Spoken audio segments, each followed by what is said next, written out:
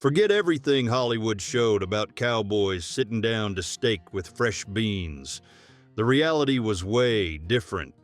These guys spent months in the middle of nowhere. No fridge, nothing. They ate whatever they could. Guts, brains, beef tongue, dried meat that had basically turned to stone. Historians have found cowhands' diaries describing meals no one today would touch. Here are 25 real facts. Subscribe to our channel and comment if you knew any of them. Number 1, you look at it and think it's just some regular stew. But the cowboys called it the pot of courage. And there was a reason. When cattle died on the trail, nothing went to waste. Heart, liver, kidney, guts, everything went into the pot with whatever potatoes and onions were left. The smell was strong and the taste was even worse. But here's the detail most people don't know. Hunger killed more cowhands than outlaw bullets, so choking that down wasn't a choice, it was survival. And you know what those guys did while they ate? They told stories about fights, about death, about crossings.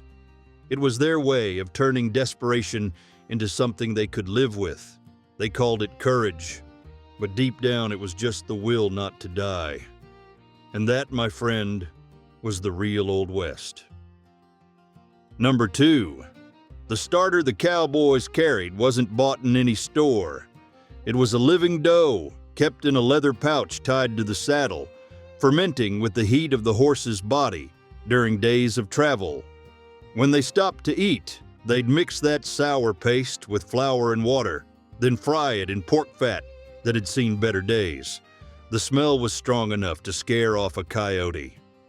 But here's the detail most people don't know. Some cowboys treated that starter like a pet. They'd name the dough and pass it down from generation to generation. Losing it out in the middle of nowhere meant weeks without bread. That's why they poured molasses on top. It wasn't for taste. It was so they could swallow it without making a face. Speaking of old school skills, most people have forgotten if you've ever wondered how those pioneers actually built their cabins, furniture, and tools, using nothing but hand tools and rough lumber. There's a crazy collection of more than 16,000 original woodworking plans that someone found and put online. I left the link pinned in the comments for anyone who's curious. Number 3, pot of beans. The cowboys' fuel that brought whole herds to a stop. Have you ever stopped to think what kept those cowhands going for months in the middle of nowhere? Beans. That's simple. The camp cook would throw dried beans into a kettle with chunks of salty bacon and let it boil for hours until it turned into a thick mush. That same pot stayed on the fire for days in a row, every meal the same as the one before. The men would joke that strong beans gave you extra energy to make it through the trail. What nobody admitted was the real problem: gas and cramps so bad they sometimes stopped the whole herd. Picture hundreds of head of cattle waiting because half the cowboys were doubled over in pain. That was the price of a meal that cost pennies and didn't spoil easily. Number 4, cowboy coffee was something no American today could swallow. The chuck wagon cooks boiled the same grounds over and over all week long. Every morning, they'd pour more water over the old powder and let it boil again. To make the grounds sink, they used a trick. They'd crack in eggshells or toss a pinch of salt into the pot. The result was a thick liquid, dark as motor oil, that tasted like burnt dirt. But those men needed something hot to get through the heavy work. What's interesting is that a lot of Civil War veterans already knew this method from military camps. Coffee was so valuable on the trail that some cowhands would rather go without food than without that steaming black sludge every morning. Number 5. On Old West ranches, nothing was wasted when a bull was slaughtered. And here's the part that'll surprise you. The testicles were considered a delicacy. Cowboys called them prairie oysters because, well, calling them by their real name didn't make anyone hungry. They were sliced, breaded, and tossed into a skillet with hot grease. What's interesting is that this dish turned into a kind of courage test. When a young guy showed up at the ranch looking for work, the old hands would serve this delicacy to see how he'd react. Refusing meant you didn't have the stomach for hard work. Eating it without making a face got you instant respect. To this day, at rural festivals in Texas and Montana, this dish is still served as an authentic Western tradition. Number 6. During the long treks across the West, fresh meat was a rare luxury. Cowboys learned fast that wasting any part of an animal could mean going hungry days later. When they managed to kill a rabbit, the rule was clear. Everything went into the pot. The whole thing went into boiling water, with potatoes and whatever herbs they found along the way. Nobody separated the good cuts from the guts. The organs, in fact, were considered the most nutritious part of the meal. A lot of them would gnaw on the bones too, to get at the marrow. That wasn't gross to them. It was straight-up survival. A single rabbit could feed a man for 2 days if he knew how to use it right. Today, we throw away what our great-grandparents thought was the best part of the plate. Number 7. Back in the Old West, meat was meat, no matter where it came from. Squirrels were easy to catch and were everywhere. Camp cooks would grab those little critters, clean them, and throw them in a pot with onions and whatever else they had on hand. The stew would cook for hours until the meat fell off the bone. Hungry cowboys, after a full day driving cattle, didn't make a big deal out of it. They'd grab a chunk of hard bread, dunk it in the broth, and eat it all without complaining. Behind the saloons, it was common to see these steaming pots. The smell pulled in workers who didn't have money for a steak. For a few cents, they'd fill their bellies with this squirrel stew. It was survival food, plain and simple. Today it sounds weird, but back then nobody threw away anything that could keep hunger away. Number 8. Corn was the cowboys' saving grace on long trips. They'd take cornmeal, mix it with a little water and salt, and fry that dough in whatever fat they had, usually old lard that had already been used a bunch of times. The result was these hard little cakes the men called corn dodgers. The big advantage? This food didn't spoil. A cowboy could carry those cakes in his saddlebags for weeks, even months, without worrying. When hunger hit out in the middle of nowhere, he'd break off a piece and chew it slow. To make it taste better, a lot of them would drizzle molasses on top. It wasn't a meal anyone would pick if they had other options. But in the American desert, where the next town could be days away, having something in your stomach made all the difference between pushing on or giving up. Number 9. You walk into an Old West saloon and see a glass jar on the counter with eggs floating in a cloudy liquid. It wasn't decoration. They were pickled eggs in vinegar with salt and spices, and they'd sit there for weeks. Cowboys would roll in after days on the trail, order a whiskey, and grab one of those eggs straight out of the jar with hands dirty from dust. It was cheap protein that didn't spoil easily in a time with no refrigerator. The vinegar preserved them and gave them that strong, sour bite. Saloon owners bought eggs from nearby farms and made gallons of that pickle.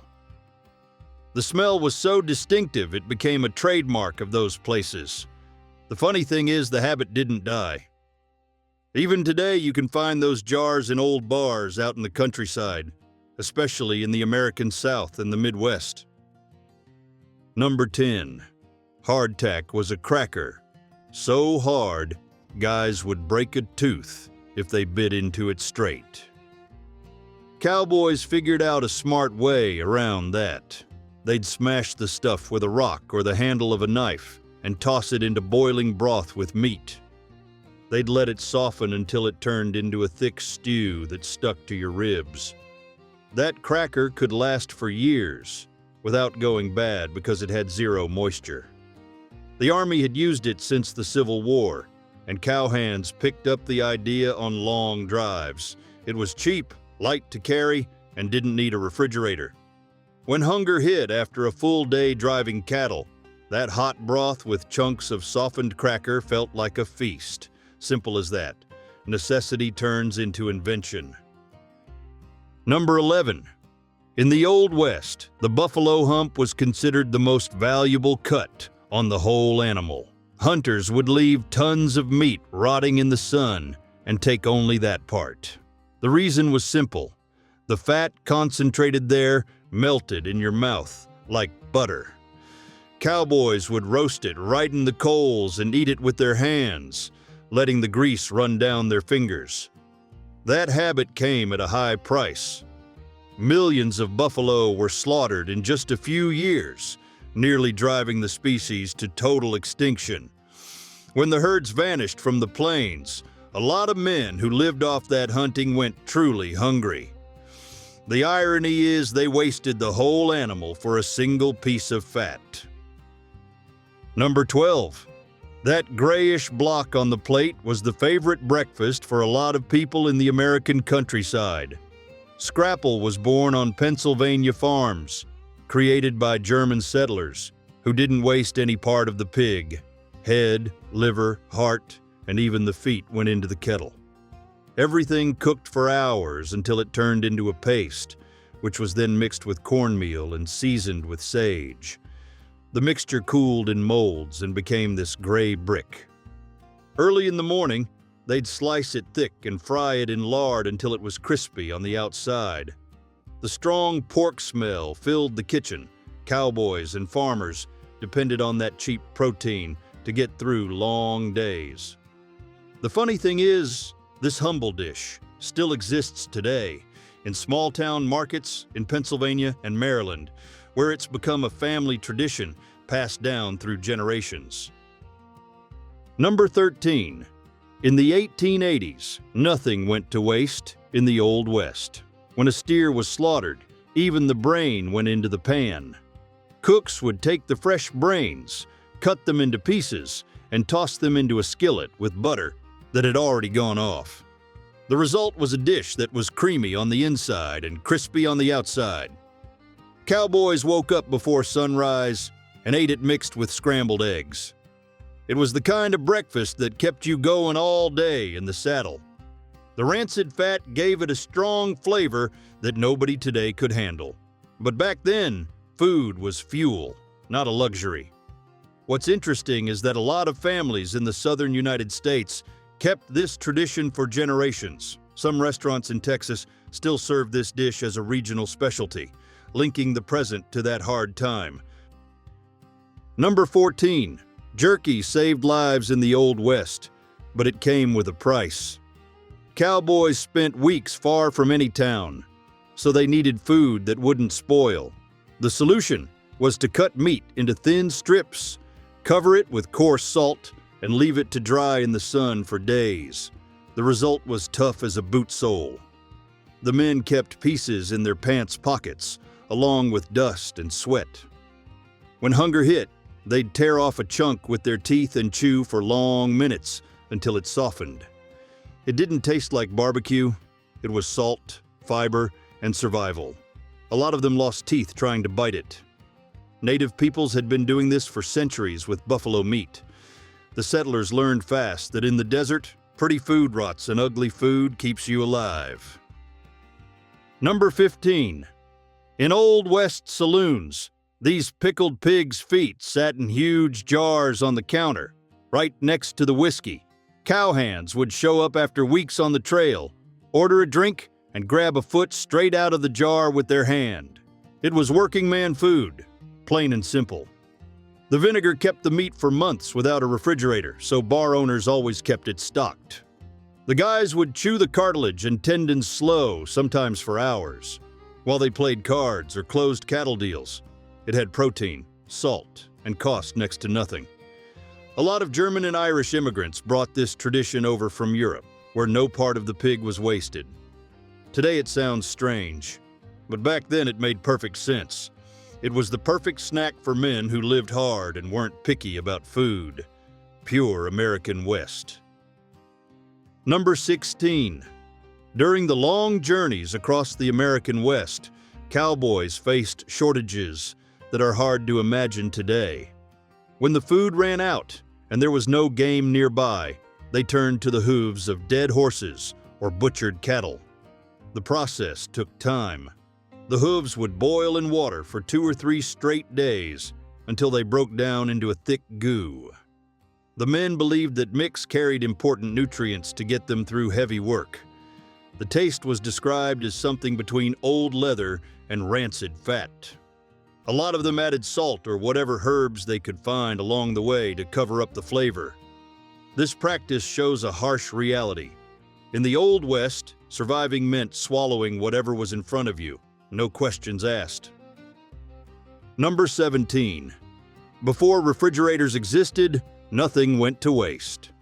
Milk that went sour became food. Cowboys figured out that this thick, sour milk could still keep you going on long rides. They'd mix it with hard bread to make it through the day. Out in the open, the smell was strong, but hunger was stronger. Interestingly, this habit wasn't just American. People in Mongolia and Eastern Europe had been doing this for centuries. What looked like spoiled food was actually natural fermentation, full of good bacteria for your gut. Today, science confirms it. Those Old West men were eating probiotics without even knowing it. The same idea is in the yogurt you buy at the supermarket. The difference?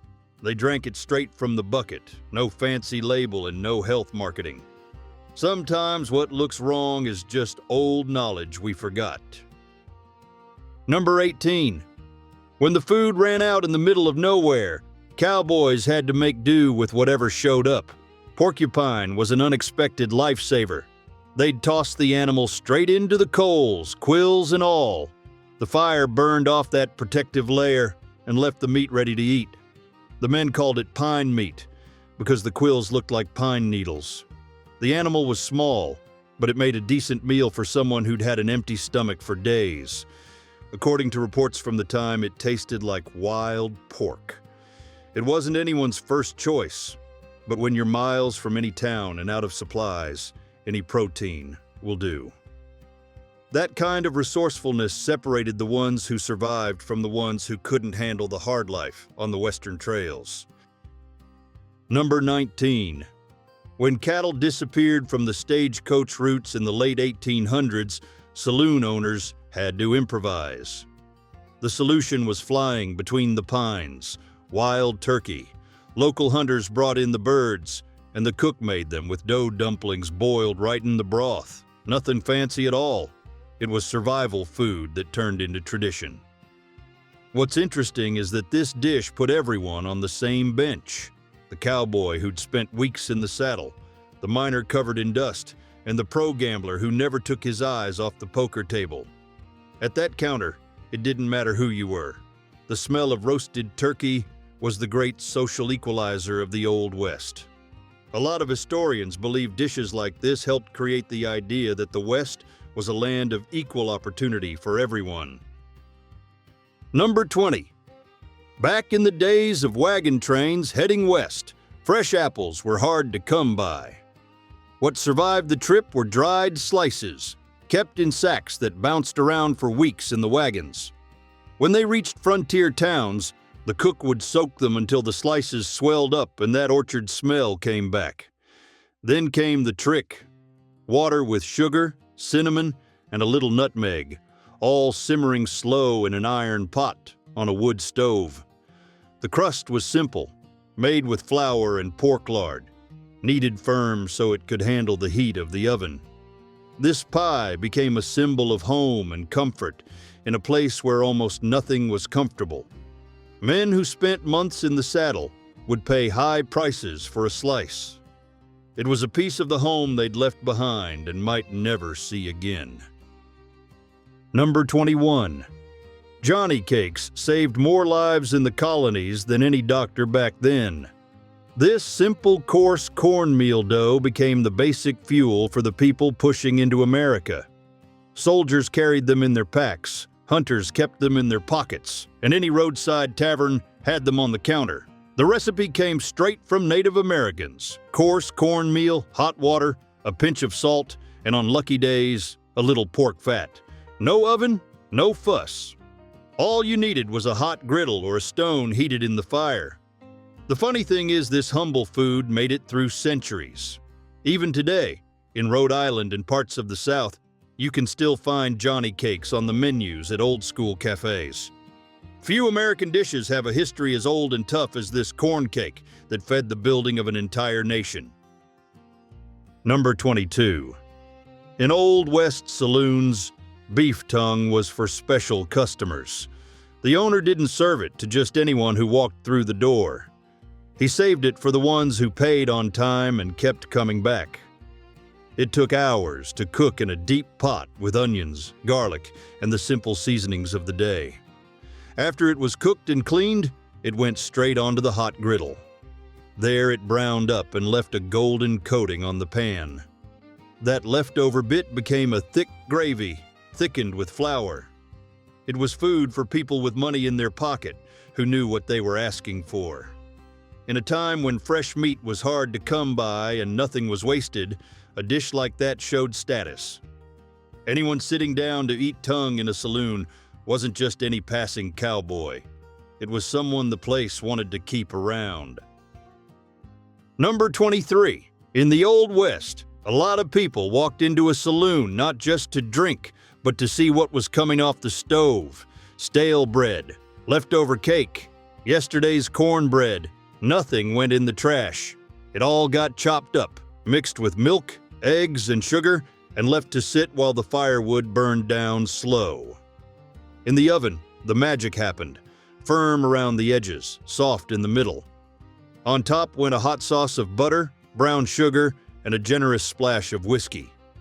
That was bread pudding, a recipe that's been passed down for generations. Fun fact, in the 1800s, wasting food was almost a sin. So saloon cooks became masters at turning scraps into something that made any cowboy come back the next day. This dessert tells a story of hard times, when being creative at the stove was a matter of survival. Number 24. Crispy Creek trout. Back in the West, before refrigerators or refrigerated trucks, fresh fish was a rare luxury. Anyone traveling those dusty trails knew that stopping near a creek meant a chance to eat something besides jerky and beans. Camp cooks and roadside saloon cooks had a simple trick that worked every time. They'd take the just-caught trout, still wet, and dredge it straight in a mix of cornmeal with salt and pepper. No complicated recipe. Hot pork fat did the rest. In just a few minutes, that golden crust would crackle on the first bite. What's interesting is that this method came from the first settlers, who learned from native people to use corn in cooking. It became a tradition passed down from generation to generation, and even today, anglers in the Appalachians do it the same way. Number 25. Griddled pork bread. Here's something a lot of people don't know. German immigrants who came to Pennsylvania had a pretty straightforward philosophy about raising pigs. Nothing went to waste, absolutely nothing. When the animal was slaughtered, everything left over, offal, meat scraps, fat, went into a big pot of boiling water with cornmeal and basic seasonings. It cooked down into a thick mash that was poured into rectangular molds. It sat all night, cooling and firming up. Early in the morning, before the sun got hot, someone would slice off slabs of that block and throw them right onto the hot griddle. The result? A golden crust on the outside and a dense center that stuck to your ribs. It was the kind of breakfast that could keep a working man going until noon without a complaint.